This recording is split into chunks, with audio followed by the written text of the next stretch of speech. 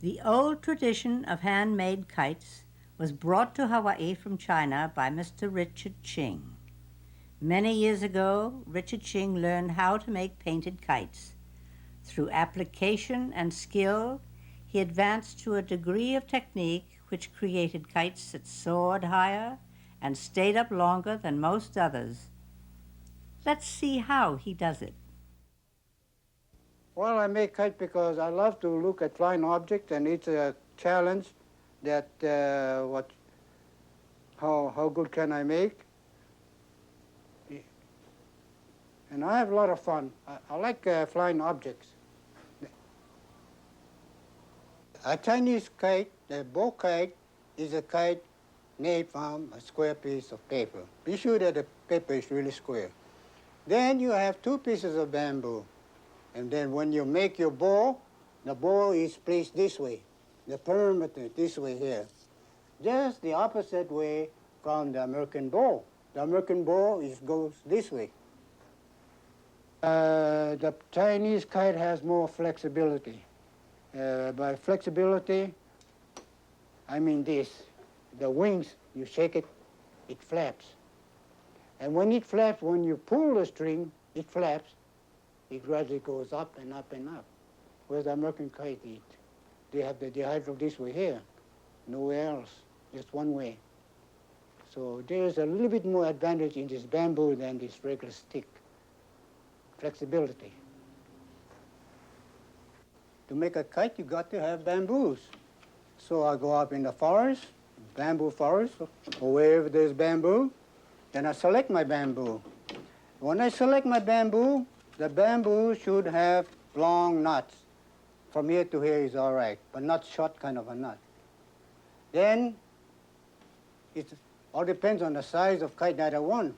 But for the size of a kite that I have now, and I got about an inch or inch and a quarter inch thick bamboo, bring it home, cut it up, and split it up in half, like this, after it's been dried. Then after that, I split it up in small sections like this. Then after that, I find the one that I want, then I start to work on my bow and the centerpiece by shaving it down. The next step I do, get the string here. What is knot? 1, 2, 3, 4 times. Turn, pull. Then I turn it over. Do the same thing, more or less, get an idea how big the bow is going to be. The next thing I do is to put the bow on the kite and see how does it look, see how does it work. Yeah, good enough. Then I have my contact cement. The contact cement, then I put a little bit on the bamboo, sufficient. I don't have to make it all over the paper. Take too much time and this and that. So we do it this way. In the old days, the regular paste cost too much money. So instead of using the regular paste, I used to use rice, flour, and sometimes poi. But there is one fault with it. At night time comes along, the cockroaches eat them up. So that's the problem.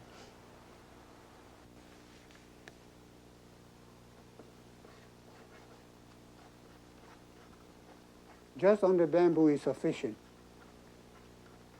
The others, they're not too sure. They put on the paper and all, but I just save some glue.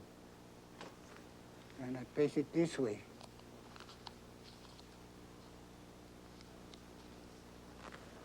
Okay, and the next thing, the centerpiece. Stick it under here, stick it there, put it to the top. Then I use the same glue, put it on the top here, put some on the paper.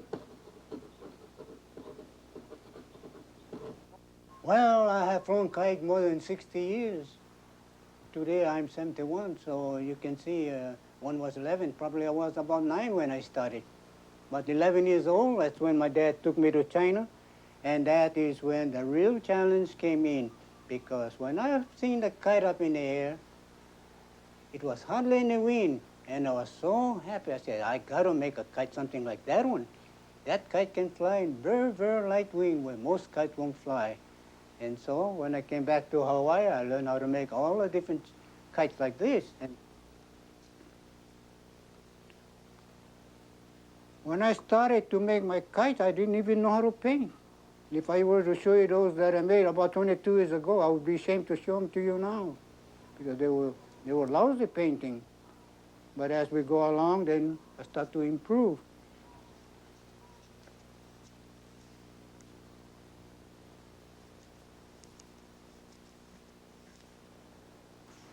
Well, to me, kite making is an art. Any Tom, Dick, and Harry can make a kite, but will it really fly? So I make a kite, and when I say it's an art, I mean to make a kite can fly in light wind, medium wind, and strong wind. Well, I fly kite because I have some kind of a sense of happiness. When I see the kite in the air, then I'm so happy. I see the kites flying in the air, and sometimes I see the birds fly around the kite. And sometimes the birds will even hit the kite string.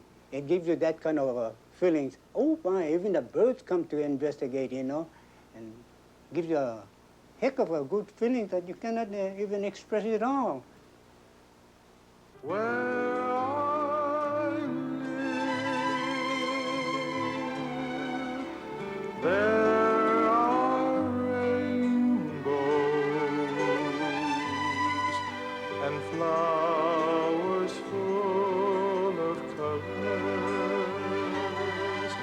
and birds filled with song. I can smile when it's raining and touch the warmth of the sun. I hear children laughing in this place that I love. Where I live, there are rainbows with life and the laughter of morning and stars